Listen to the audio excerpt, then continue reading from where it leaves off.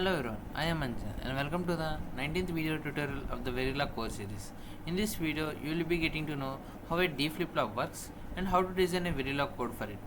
For a better understanding, I split the video into three parts, that is pre-coding part, coding part and the post-coding part. Let's move on to the pre-coding part. In the pre-coding part, you will be seeing the functionality and the circuit diagram and the truth table of the D flip-flop. Coming to the D flip-flop, it's just like a memory cell where D stands for data and it will store 1 bit of data. If you see the circuit diagram, if you know how a SR flip-flop works, it's just similar to it. When this is the SR flip-flop and when an SR flip-flop is connected to a single input D with a NOT gate in between, then it is called the D flip-flop. And here it is the truth table for SR flip-flop and a D flip-flop combinedly. Now let's see on D flip-flop only. If you observe, if D is 0, the output also is 0. If D is 1, the output also 1. That means it will just store the data. Its need is to just store the data of the input. I will be using this condition in designing my Verilog code. Let's move on to the Verilog code. Here is my module name D flip-flop and here are my port list D in clock reset Q, and I declared Q as register because it is being used in the procedural block, that is always block. And if you observe, I here introduce the passage of clock. Up to now in my videos I didn't introduce the passage of clock because up to now I am using the combination circuits. But from here onwards I will be using the sequential circuits too. In designing the sequential circuits, we will be using passage of clock or negage of clock. If you don't know passage and negage of clock, I will be explaining you. If this is the signal which is being passed in clock. This is the clock signal which is being passed. These are the positive edges, and these are the I will be using another color.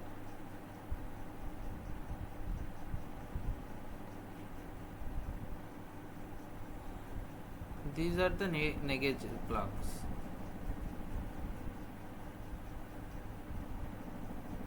And these are the level triggerings.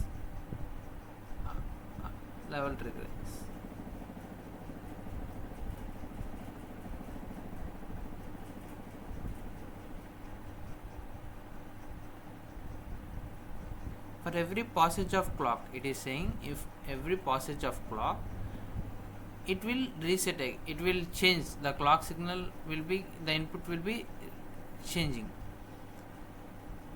In the condition I given, if reset is true, that means if reset equal to 1 and Q equal to 0, that means output will be turned into 0 irrespective of the input D. Else if the reset is 0, then the output will be passing the input, that is D in. And here I ended the module. Let's move on to the post coding part, that is on the tool.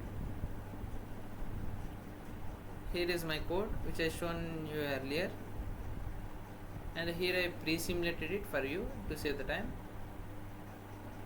Now I will be giving the values. Let's say D in I will be giving 1, and for the clock I will be giving force clock, not force constant.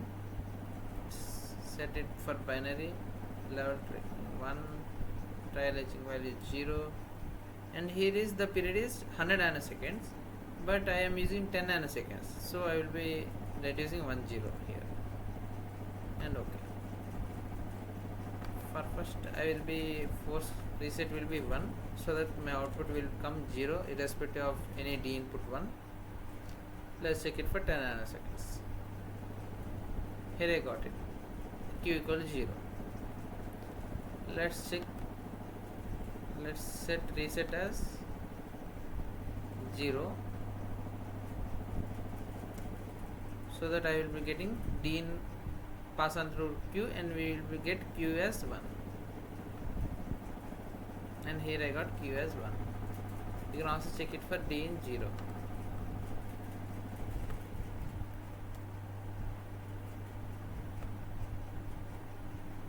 And here you got. Let's check the schematic part.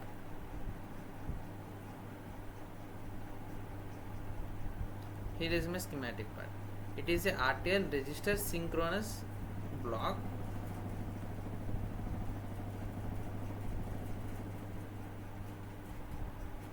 Which is having reset clock and D in as an inputs and Q as the output. And here is the ending. And also if you are willing to explore more on Verilog questions, do check the description box below to have more Verilog questions, quiz questions especially. And if you like the video, hit the like button below and share to your friends, and subscribe to the Start Scratch YouTube channel.